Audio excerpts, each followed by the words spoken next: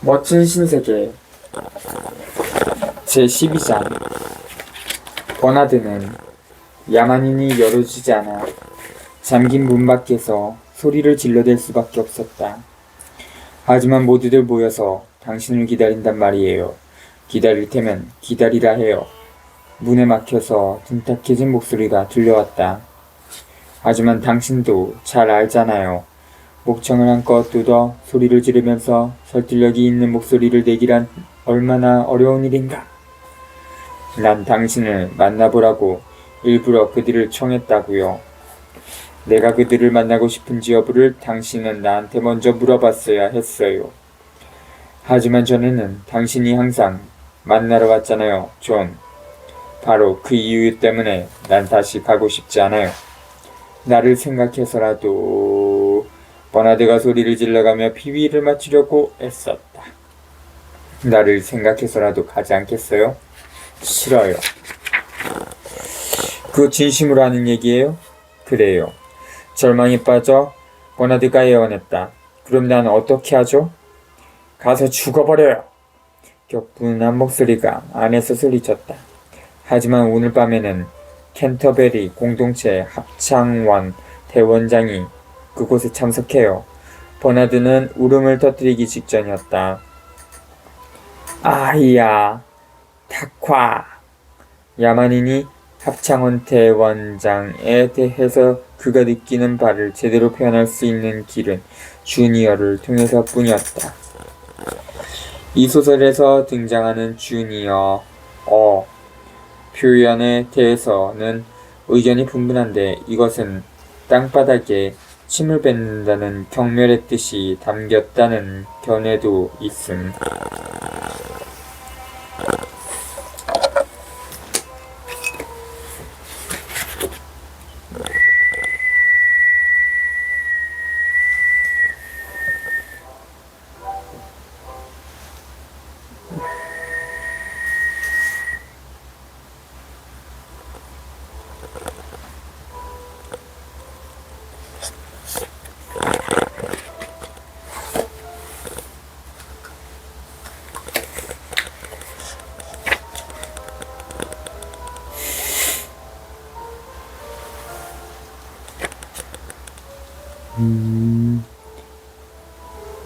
아니, 그래. 그는 마치 뒤늦게 생각이 나기라도 한 듯 비웃음과 강포함을 너무나 노골적으로 드러내며 덧붙여 말했다. Sons is tes나. 어련하겠느냐 또는 한심하다는 정도의 의미가 담긴 경멸적인 표현이라고 함. 그리고 포페라면 당연히 그랬을 것처럼 땅바닥에다 침을 뱉었다. 결국 버나드는 잔뜩 위축되어 마지못해 그의 방으로 되돌아가서 조조해야 하는 사람들에게 오늘 저녁 모임에는 야만인이 참석하지 않으리라는 말을 전했다. 이런 통보를 받고 사람들은 격분했다. 남자들은 평판이 좋지 않고 이단적인 견해를 지멋대로 피력하는 하찮은 인간에게 속아서 지금까지 자신들이 겸손하게 행동했다는 데 대해 화가 났다. 지위가 높으면 높을수록 불만은 그만큼 더 심했다. 나한테 이런 장난을 치다니. 합창원 대원장이 여러 차례 되풀이해서 말했다. 감히 나한테 말이야. 한편 여자들은 그가 태어였을 때 병식의 실수로 알코올이 들어갔다고 알려진 초라하고 짝달만한 남자에게 가마-7 체격의 남자에게 속아서 몸을 주었다고 생각에 분하고 억울해서 화를 냈다. 그것은 모욕적인 사건이었으며 여자들은 그런 반발을 점점 더 노골적으로 드러냈다. 이틀 내 여교장이 특히 격분했다. 렌이나 한 사람만 말이 없었다. 푸른 눈에 깊은 수심이 구름처럼 낀 채 창백한 얼굴로 한쪽 구석에 앉아 있었다. 그녀는 누구와도 공감하지 못하는 감정 때문에 주변의 모든 사람들과 단절감을 느꼈다. 그녀는 초조하면서도 이상한 환희를 느끼며 모임에 참석했다. 몇 분만 지나면 뜻을 이루게 되겠지? 그녀는 방으로 들어서면서 혼잣말을 했었다. 그를 만나 얘기를 하고 내 마음을 알려줄 거야. 그녀는 단단히 마음을 다져 먹고 온 터였다. 내가 자기를 좋아한다는 사실을, 지금까지 내가 만났던 어느 누구보다도 더 좋아한다는 걸 말이야. 그러면 아마도 그이는 결국... 그는 무슨 말을 하려나 그녀의 빤으로 비가 화끈거리며 몰렸다. 지난번 밤에 촉감 영화를 본 다음 그이는 어째서 겉으로 이상하게 굴었을까. 너무나 묘했어.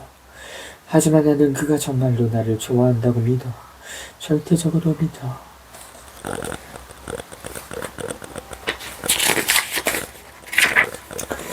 바로 그 순간에 버나드가 야만인이 모임에 참석하지 않는다고 발표했다. 레니나는 격렬한 열정대치 처리요법이 시작될 때 일반적으로 느끼는 모든 감각을, 무서운 공허감과 숨막히는 불안감과 구토증을 갑자기 느꼈다. 그녀는 심장이 고등이 멈추는 것 같았다. 아마도 그이가 나를 좋아하지 않기 때문인지도 몰라. 그녀는 혼자 말을 했다. 그녀를 싫어하기 때문에 존이 참석을 거부했으리라는 가능성은 어느새 확고부동한 기정사실이 됐다. 그는 그녀를 좋아하지 않는다. 정말로 그건 좀 심했어요. 이투네디오 교장이 화장인 회수 공장의 이사장에게 말했다. 내가 정말로 그랬다는 걸 생각하면 참 한심해요.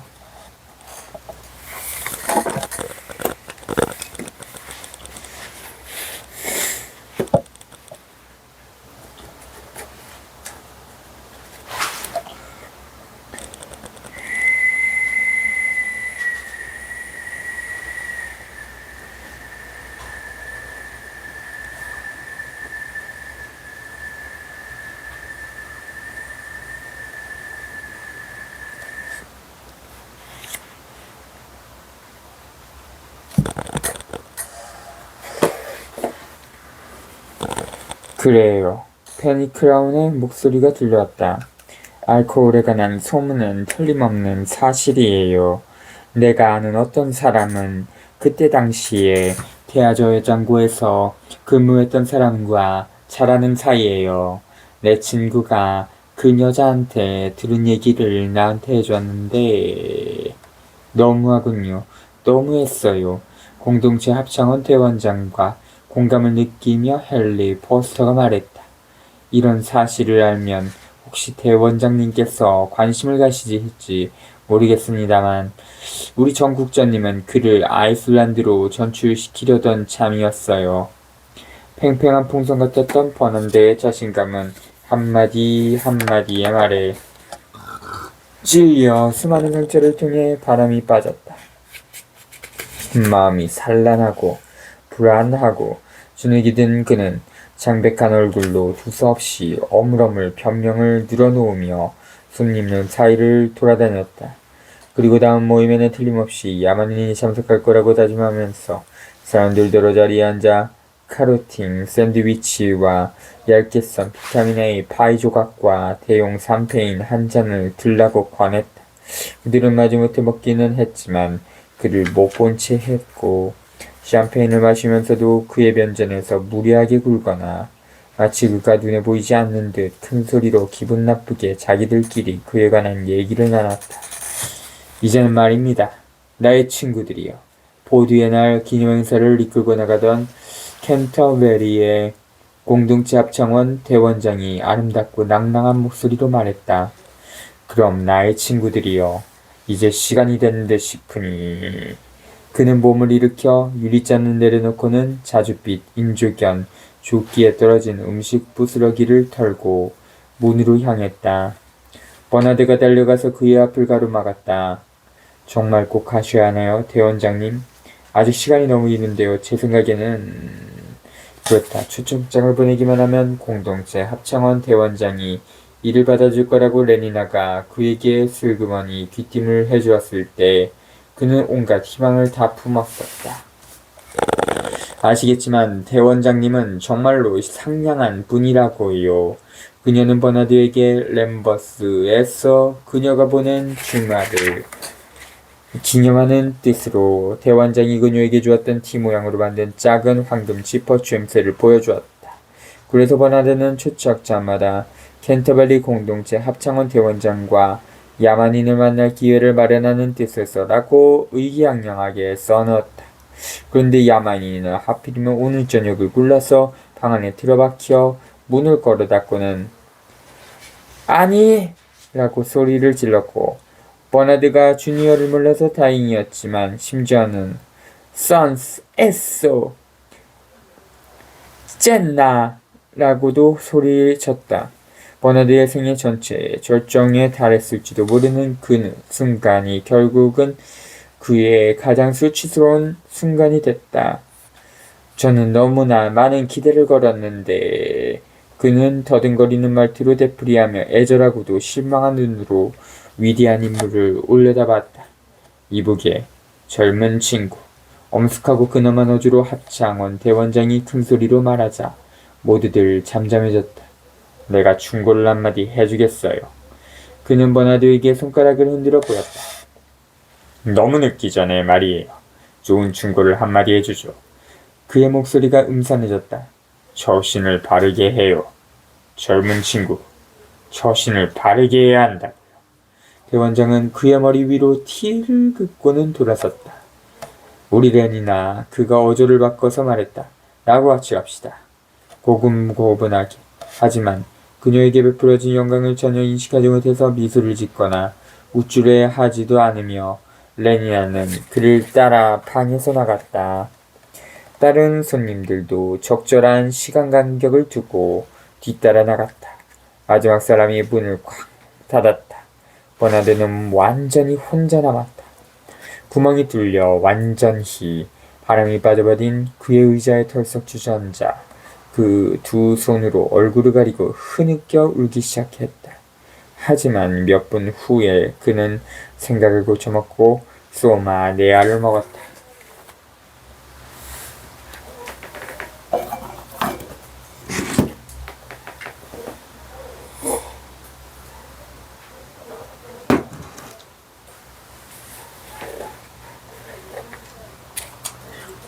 위층 그의 방에서 야만인은 로미오와 줄리엣을 읽고 있었다.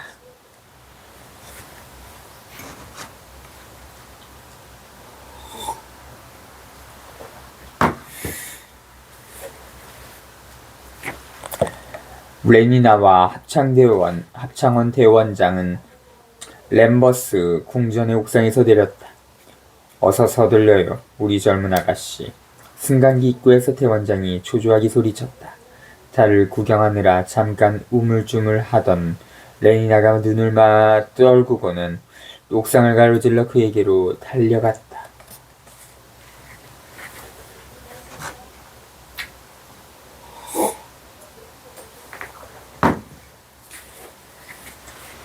무스타파 몬드가 방금 다 읽은 논문의 제목은 새로운 생물학 리론이었다.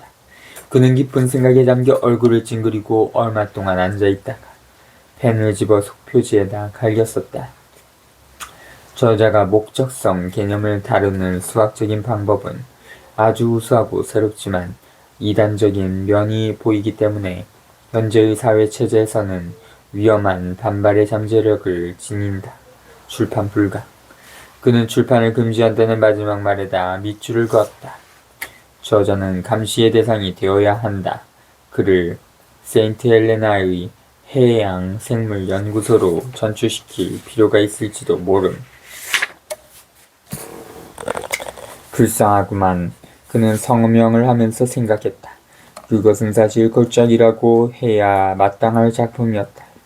하지만 일단 목적성에 제대로 입각해서 설명들을 받아들이기만 시작하면 그렇다. 그러면 결과가 어떻게 될진 알 길이 없었다. 그런 종류의 관념은 상류 계급 사람들 사이에서 보다 불안정한 이성을 가진 사람들을 대상으로 실시했던 길들이기 훈련을 쉽게 제거해버릴지도 모른다. 그리고 그들로 하여금 지상의 선으로서의 행복에 대해서 그들이 지녔던 신념을 상실하게 하고 대신에 목적이란 현재의 인간 세계를 벗어난 어디엔가 존재함이요. 인생의 목적이란 복지, 생활을 유지하는 것이 아니라 의식을 강화하고 정제시키는 무엇, 지식을 확대시키는 무엇이라고 믿게 만들지도 모를 일이었다. 그것은 어쩌면 옳은 얘기일지도 모르겠다. 고 통제가는 생각했다. 하지만 현재의 상황에서는 받아들일 수가 없는 사상이었다. 그는 다시 펜을 집어서 출판 불가라는 단어 밑에다 처음보다 훨씬 굵고 시커멓게 두 번째 밑줄을 걷다. 그리고 한숨을 지으며 인간이 만일 행복에 관해서 생각할 필요가 없다면 인생이 얼마나 재미있을까? 라고 생각했다.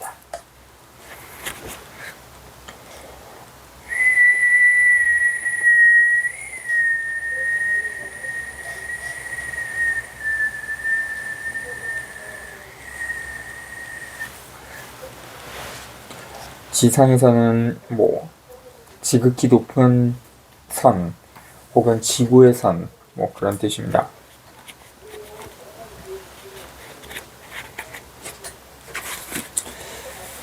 눈을 감은 채 황홀경에 빠져 환히 빛나는 얼굴로 존은 허공에다 대고 나지막이 낭송했다.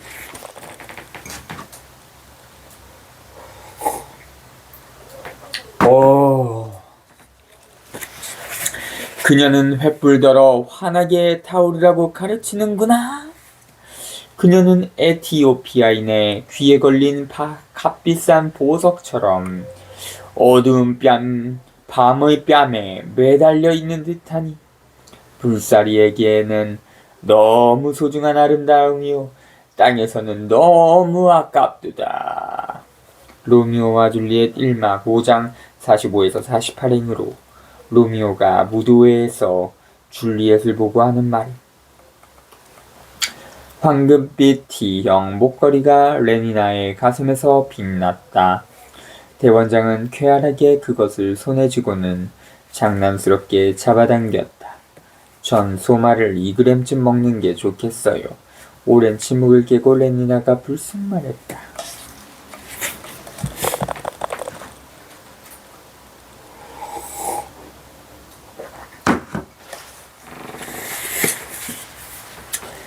이때쯤 버나드는 곤히 잠들어 꿈이라는 자기만의 락원을 둘러보고 미소를 짓고 있었다.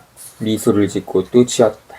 하지만 그의 침대 위에 걸린 전기시계의 큰 바늘은 30초에 한 번씩 거의 들리지 않을 정도의 제깍 소리를 내며 앞으로 나갔다.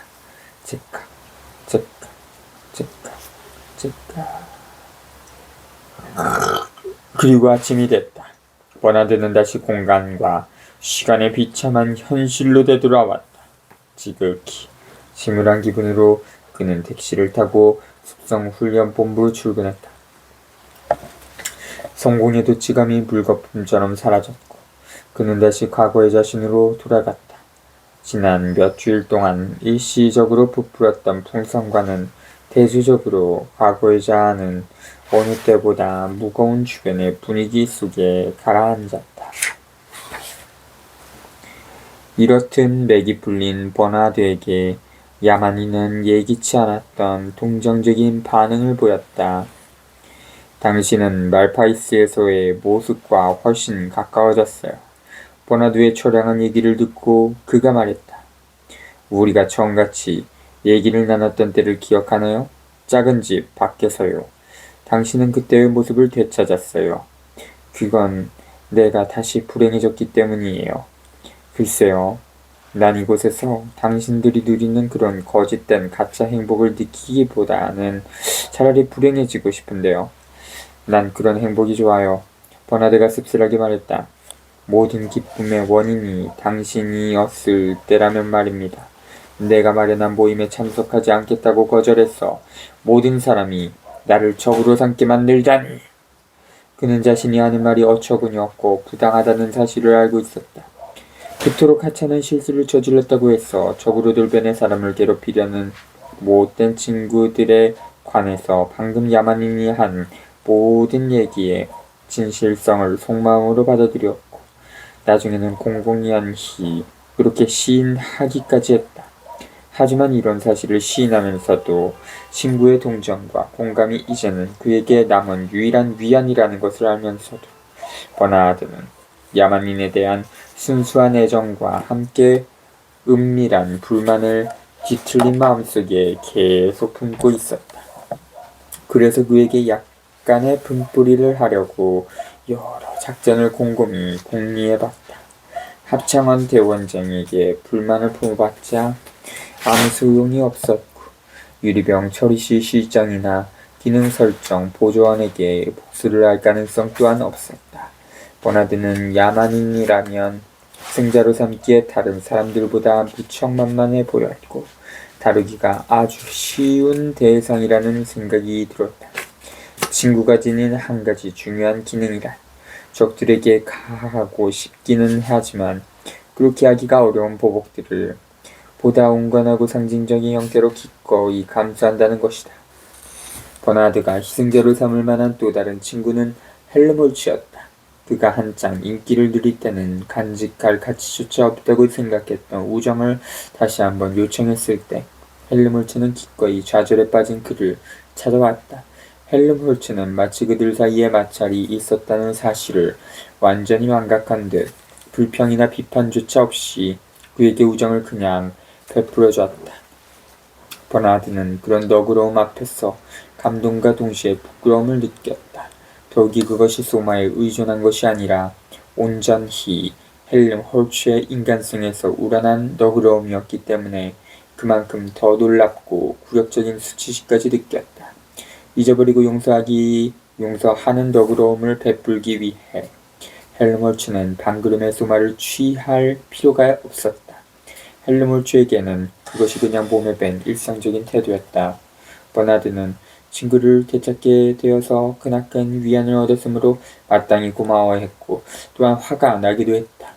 그의 너그러움에 대해서 헬름홀츠에게 보복하는 것은 기쁜 일이 될 것이다. 사이가 멀어진 후에 처음으로 만난 자리에서 버나드는 비참해진 그의 삶에 관한 얘기를 잔뜩 늘어놓은 뒤 위안을 받았다. 찜찜한 부끄러움을 느끼게 만드는 일이었지만 며칠이 지난 다음에야 그는 공경에 처했던 게 자기 혼자만이 아니었다는 사실을 깨닫게 됐다. 헬름홀츠 역시 당국과 마찰을 겪었다고 했다. 어떤 글 때문에 생긴 일이었죠. 그가 설명했다. 난 3학년 학생들에게 고등 감정공학 시간에 평범한 내용의 강의를 했어요. 12회의 강의에서 7번째는 가군에 관한 것이었죠. 정확히 얘기하자면 도덕적인 선전 활동과 광고에 있어서 시의 용도에 관한 교찰이었어요. 나는 강의를 할 때면 항상 많은 기교적인 예를 인용해가며 보충 설명을 해줍니다. 이번에는 내가 얼마 전에 직접 썼던 시 하나를 그들에게 예로 보여주기로 했어요. 물론 한심할 만큼 미친 짓이었지만 나는 그만 충동을 억누를 수가 없었어요. 그가 웃었다.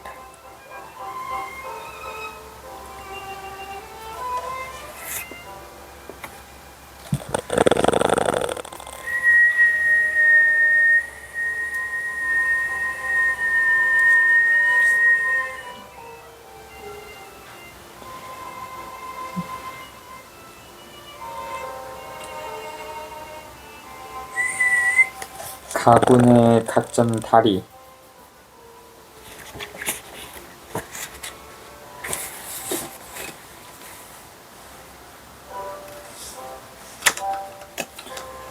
난 그들이 어떤 반응을 보일지 호기심이 생겼죠. 그리고 또 다른 이유가 있었어요. 그는 훨씬 심각하게 덧붙여 말했다. 나는 약간의 선전을 좀 하고 싶었는데 문제의 시를 썼을 때 내가 느꼈던 바를 그들의 감정 속에서도 불러 일으키기를 원했던 거예요. 보드님 맙소사. 그가 다시 웃었다. 정말 굉장한 대소동이 벌어졌어요. 교장은 나를 호출해서 당장 쫓아내겠다고 위협했고요. 나는 문제아로 찍혔죠. 무슨 시를 썼기에 그랬나요? 버나드가 물었다. 고독에 관한 시였거든요. 버나드는 눈썹이 쫑긋 올라갔다. 원한다면 내가 암송해주겠어요. 그러더니 헬름홀츠가 읊어대기 시작했다.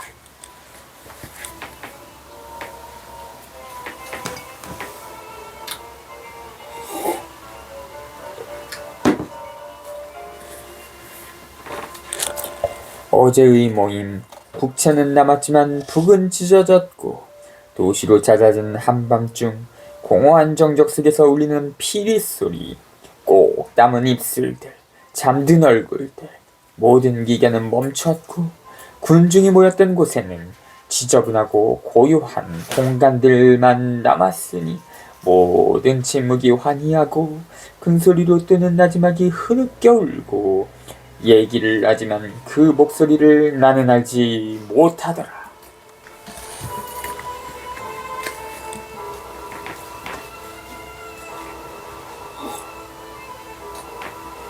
예컨대 수전에 그리고 에게리아의 두 팔 그리고 반겨 맞아주는 젖가슴 입술과 그리고 둔부가 없는 곳에서 천천히 하나의 존재가 이루어지니 누굴까? 그리고 내가 묻노니 존재하지 않는 그 무엇은 우리들이 아는 교미보다 훨씬 텅 빈 밤을 가득 채우나니 그토록 부조리한 본질을 우리는 왜 추악하다고 여겨야 하는가?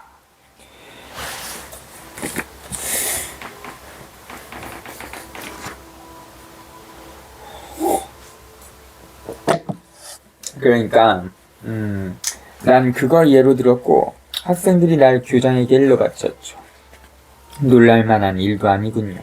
버나드가 말했다.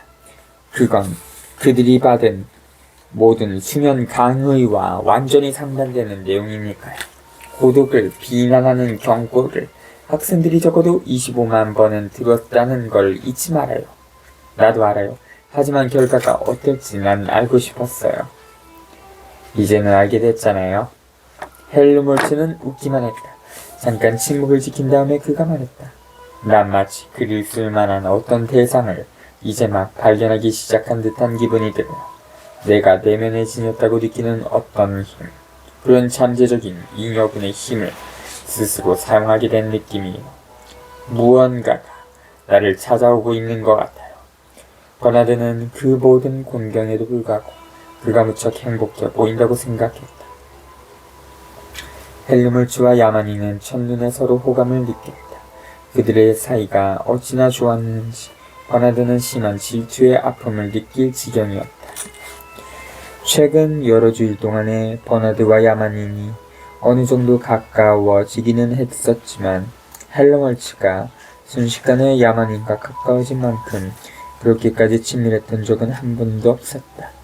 버나드는 그들을 지켜보았고 그들이 나누는 얘기에 귀를 기울이며 때때로 두 사람을 공연히 만나게 해줬다고 후회하기도 했다. 그는 자신이 느끼는 질투심을 부끄럽게 생각해서 그런 감정을 느끼지 않으려고 소마의 힘을 빌려가며 노력했다. 하지만 그런 노력은 별로 성공하지 못했을 뿐더러 소마 휴식 시간들 사이에는 어쩔 수 없이 공백이 생겼다. 불쾌한 감정이 자꾸만 그를 사로잡았다. 야만인과 세 번째 만난 자리에서 헬름홀츠는 고독을 다룬 그의 시를 낭송해줬다. 어떻게 생각해요? 낭송이 끝난 다음에 그가 물었다. 야만인이 고개를 저었다. 그의 반응은 차라리 이걸 들어봐요 라는 뜻이었다. 그는 서랍을 열어 생쥐가 갉아먹은 책을 꺼내 펼쳐 들고는 읽어줬다.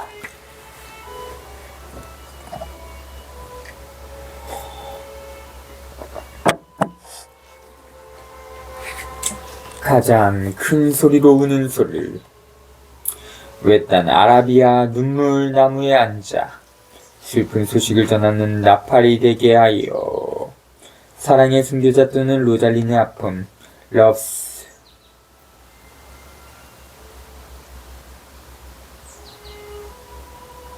말티어 or 로잘린스 complaint 이라는 제목이 붙었고 불사조의 호도에 The Phoenix and the Turtle 라고 알려진 세익스피어의 시 1에서 3은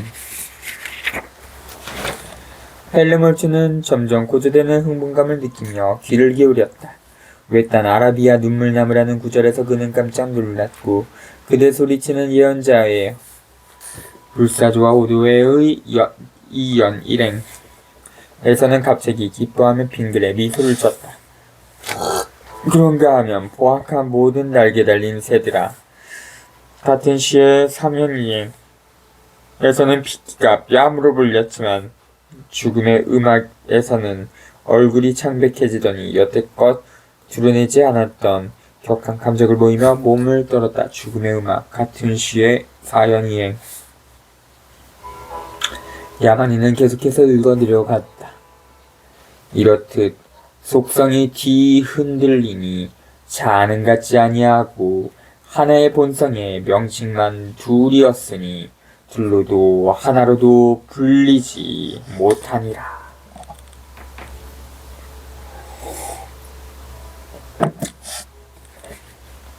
의성 자체가 혼란에 빠졌으니 분열이 함께 자라는 것을 보고 같은 시의 10연 그리고 11연의 1에서 2행.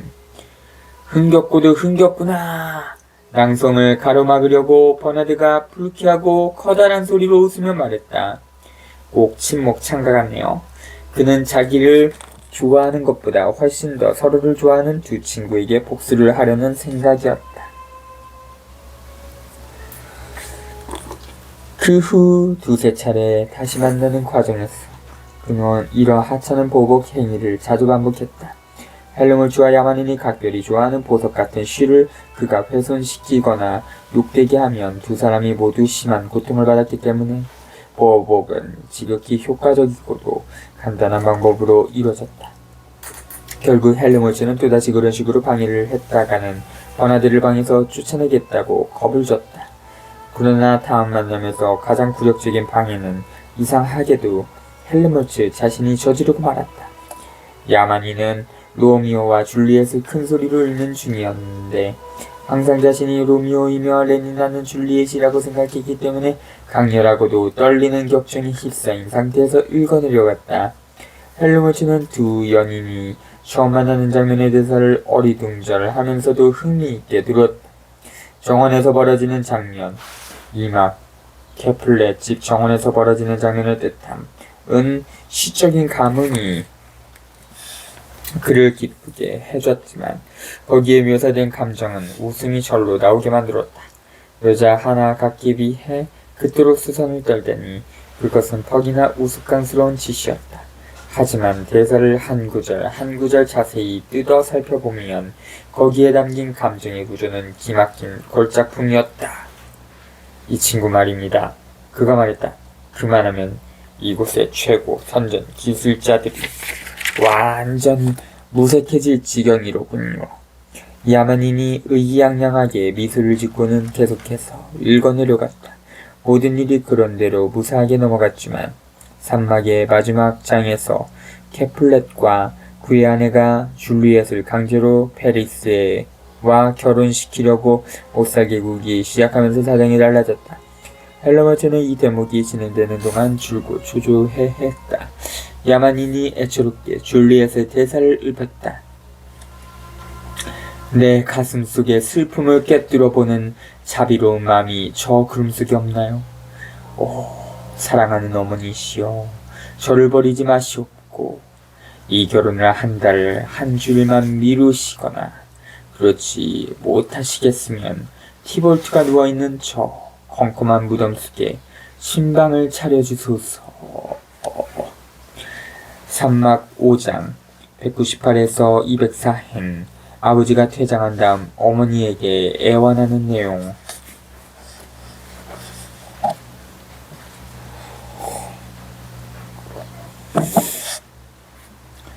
줄리엣의 이 대사가 나오자 헬름홀츠는 걷잡을 수 없는 폭소를 터뜨렸다. 괴이하고도 음탕한 존재들인 어머니와 아버지가 딸더러 그녀가 원하지도 않는 어떤 사람을 가지라고 강요하다니. 그리고 멍청한 젊은 여자는 어쨌든 한순간이나마 좋아하는 사람이 따로 있다는 사실을 얘기하지도 않다니.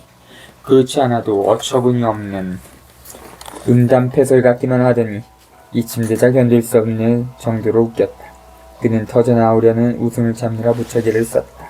하지만 고뇌에 차서 떨리는 야만인의 목소리로 사랑하는 어머니라는 말이 나오고 티볼트가 죽어서도 화장을 하지 않아 컴컴한 무덤 속에서 인을 낭비한다는 내용을 듣고는 더 이상 견딜 재간이 없었다. 그는 웃고 또 웃었으며 결국 얼굴로 눈물이 줄줄 흘러내렸다. 그가 걷잡을 수 없이 마구 웃어대는 동안 격분한 나머지 얼굴이 새파랗게 질린 야만인이 책 너머로 그를 쳐다봤다. 아직도 웃음이 계속되자 그는 화가 나서 책을 덮고는 몸을 일으키더니 돼지 앞에 놓인 진주를 치우는 듯한 동작으로 책을 서랍 속에 넣고 잠가버렸다. 그렇기는 해도 말이죠. 헬르몰츠가 사과할 여유가 생길 만큼 겨우 숨을 돌리고 나서 설명을 들어달라고 야만인을 달랜 다음에 말했다.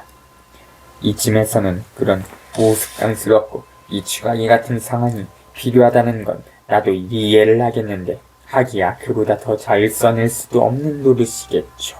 그 늙은 친구는 왜 그토록 뛰어난 선전기술자가 되었을까요? 그건 그를 흥분시킬 만큼 한심하고 괴로운 일이 너무나 많았기 때문이에요. 사람이란 상처를 받거나 좌절하지 않고는 정말로 훌륭하고 액선처럼 통찰력이 깊은 표현들을 생각해낼 수가 없어요. 하지만 아버지와 어머니라니. 그는 고개를 젓다. 당신은 아버지와 어머니 얘기가 나오는데도 내가 진지한 표정을 지은 채 버티리라고 기대해선 안 되죠. 그리고 한 남자가 어떤 여자를 갖느냐 못 갖느냐 하는 걸 가지고 누가 그런 식으로 흥분을 하겠어요. 야만인은 기가 죽었지만 깊은 생각에 잠긴 듯 물끄러미 마룻바닥만 쳐다보던 헬르몰츠는 아무것도 눈치채지 못했다. 그건 말도 안 됩니다. 한숨을 지으며 그가 결론을 졌다. 그런 식으로는 안 되죠. 우리는 훨씬 광적이고 폭력적인 어떤 요소가 필요합니다. 하지만 그것이 뭘까요? 그게 뭐죠? 우린 그것을 어디에서 발견할 수가 있을까요? 그는 잠깐 침묵을 지키더니 고개를 저으며 다시 입을 열었다. 난 모르겠어.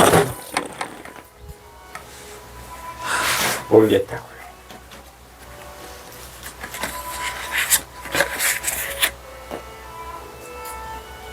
18